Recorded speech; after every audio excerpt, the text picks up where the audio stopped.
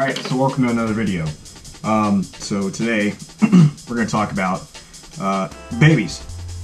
And I'm not talking about your friend's ugly mashed up hot dog babies from high school that they post on Facebook all the time. You're just so sick of seeing all the fucking time. It's not a cute baby, Angela! But yeah, we're going to talk about some cute little fuzzy 8-legged babies. These ones right here. I think this is all my slings. Yeah, this is all of them. And it's going to be a not very fun video because, well, babies like to hide. But we're going to talk a little bit about them, and then hopefully if anyone's out there that has babies, has baby spiders, or wants to learn about them, maybe you might learn something. Probably not, though. I'm not very good at this. What is this? It's little baby poops right there. Anyways, let's get the show on the road. Alright, so the first baby up, we have Nandu Chupepi, as you can see right here. I haven't had him that long, really. I've had him since, what, April? Yeah, April. And when I got him, he was about as big, a little bit bigger than my fingernail. Now he's about the size of my entire finger. He's huge. Eats like a champion. Absolutely nuts. And as he gets bigger, he gets less skittish. He's got a little hide he's got here, a little burrow that he made underneath this log. And right about yonder. And as he gets older, he becomes a lot more brave.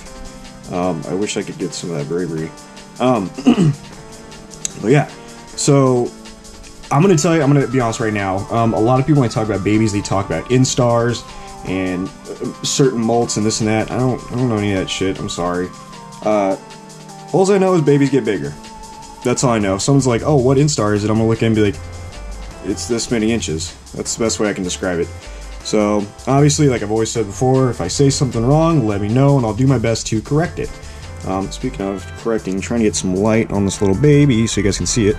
He's absolutely adorable. But yeah, so, talk about how to set these enclosures up. Okay. So, really, all I have in here is some fake plants, piece of cork bark, and a bark that he's dug his own little burrow into. And he seems to like it good enough. You'll notice I don't have a water dish in here, because I wet the shit out of the substrate. And there he goes. So I wet the absolute shit out of the substrate. Keep it nice and moist. I'll drink it right out of it. So I have a top and I can actually get a light on here. There we go. You can actually kind of see what I'm talking about now. So yeah. Let me see if I can redirect this light a little bit. But as you can see, it's just substrate. It's that stupid walnut sand shit I was telling you guys about yesterday I don't like using. It seems to be just fine. He made a decent burrow with it. And then cocoa fiber. That's it. And then I got some bits of moss mixed in there for humidity as well. But as far as what babies need, this is pretty much perfect. They really just need a place to dig and be nice and wet. You want to be sure that the enclosures are nice and wet for them, because babies can get stuck in molts really easy. And I keep calling them babies, I should be calling them slings, but babies is a lot cuter, and these things are pretty gosh darn cute, so I'm going to keep calling them babies, and there's not a fucking thing you can do about it. Or rack the boards. Alright, let's move on to the next baby. This is a terrestrial baby, by the way. Alright, next up for Baby Book of Memories is Gramistola polka peas. Let me get the light perfect here. I've had this baby since March, and it's still teeny tiny. I know they're slow growers, but dear God, I want this thing to grow just a little bit faster, please. Let's see if we can find her. I haven't seen her in a couple weeks. Take some of this out. Carefully. I want to see a molt. I don't see no baby. Oh, there's baby. Holy shit, baby's way bigger. Hey, baby. So there we go. I'm so sorry, girl. Oh, she's huge now. I haven't seen her in a long time. She's actually a lot bigger than she was last time I saw her. Last time I saw her, she was tiny, and that was just a few months ago. So yeah, a little rare baby. See if I can focus in on her.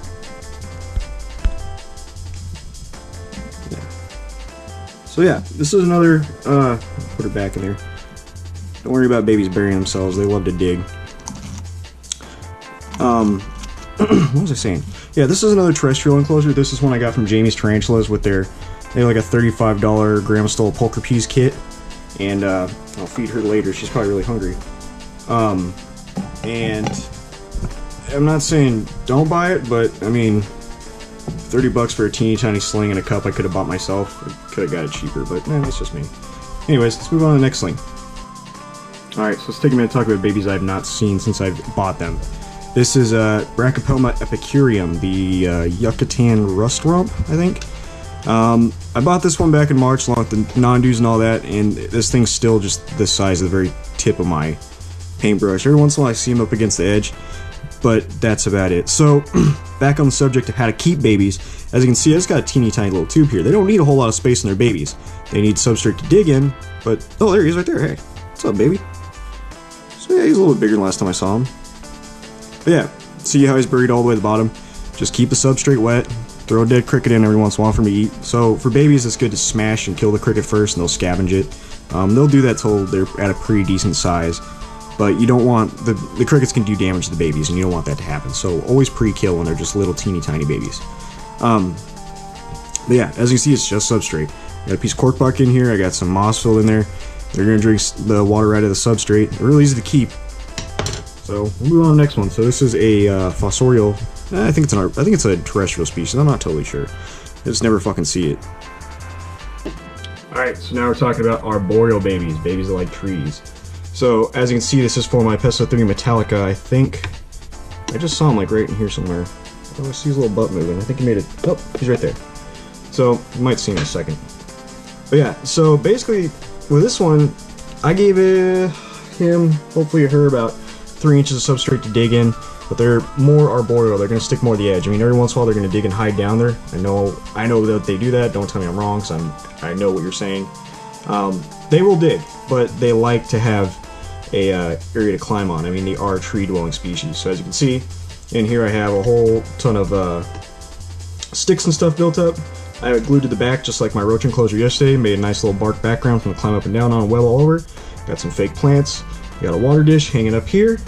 Arboreals, I like to have a water dish in just to have a little more moisture in the air for them. Like I said, those babies, they need that moisture. Otherwise, when they go to molt, it's going to be really hard for them. And then I got some of that sphagnum moss, whatever it is. Keep it nice and wet in here. As you can see, real basic baby enclosure. This thing's not that big, as you can see. So when she gets bigger, I'm going to have to resize or rehouse her. But yeah, this is what I like to use for my arboreal slings. I have a couple of them in these. So move on to the final baby. Alright, so we did terrestrial babies, we did arboreal babies, and now we have fossorial babies. So this is the enclosure to my Helobrachus fimbriatus. Ooh, I got a molt in here too, right here. It's going to be kind of a pain to get out. I'm probably just going to leave it. There's a little molt down there, so... I never get to see this baby, and it's a real shame because she's really beautiful. She's got some really cool patterns on her abdomen. It's like almost a purpley blue coloration. Never get to see her. But I know she's alive because every night this thing gets webbed up again and again. She'll take it down and she'll web it back up. I never get to see her though, and it kills me. She's such a beautiful spider. So she's got 1, 2, 3, see 4 burrow entrances. There's a whole network of little tunnels she's made underneath here. Like I said, the substrate is the same as before. It's this cocoa fibery, that same stuff I used for the roaches yesterday, mixed with that walnut stuff. It makes kind of like a sand. And then there's some moss in there for humidity. And as you can see, there's still moisture built up on here, and I put water in there a couple of days ago. So that humidity is that important. But yeah, she's in there somewhere, and I don't have any idea how big she is. I know that I keep seeing my slings bigger than last time I remember them. That's just how often you see these little guys. I don't like messing with them. They're like, leave the babies alone, let them grow. So I don't check on them all that often. I usually just give them some water and throw some in there for them to eat and just let them be so they can grow up. And then next thing you know, I see them and it's like Christmas. They're huge. But yeah, this is how you do a fossorial baby enclosure. It probably could use a little bit more substrate, but she seems to do just fine in this. I think I have about 3.5 inches in here. It could be deeper, but she seems to do alright. She's going to get a bigger enclosure soon anyways. But yeah, so this is how to do a fossorial enclosure. Real simple, real easy. Just one of those model kits, dug it down, put a piece of cork bark, little fake plants, and she just webbed the hell out of it. So yeah, so these are how I do baby enclosures, real easy. And don't be afraid if you're getting into the hobby to start with babies. Honestly, in my opinion, I think it's a good thing because you kind of get to learn the spider's personality and get to grow up with it, so you can get used to how fast it's going to move, or the way it's going to react to what you're doing, or you know. You get to learn its habits as it grows up before it becomes some big unmanageable species. You don't want that. So, and it's not hard to take care of them either. Like, taking care of little babies is actually really easy. Like I said, you just kind of leave them be. It's not really the most exciting thing ever, but you get the satisfaction when you raise a spider all the way from being a little egg with leg all the way up to just a big hairy spider. Some things to think about. Like I said, I haven't seen most of mine. They usually bury themselves down. I don't see them for months at a time. That's not a big deal. That's normal for slings. Usually when it gets to about the 8-month mark, that's when you kind of got to worry if they've been buried down for 8 months and you haven't seen them. That's when you should probably start thinking about taking a look for them. But really, I mean, anything less than that, just leave them be. They're just growing. They don't want to be bugged. I mean, that's how they survive in the wild, is hiding out underground.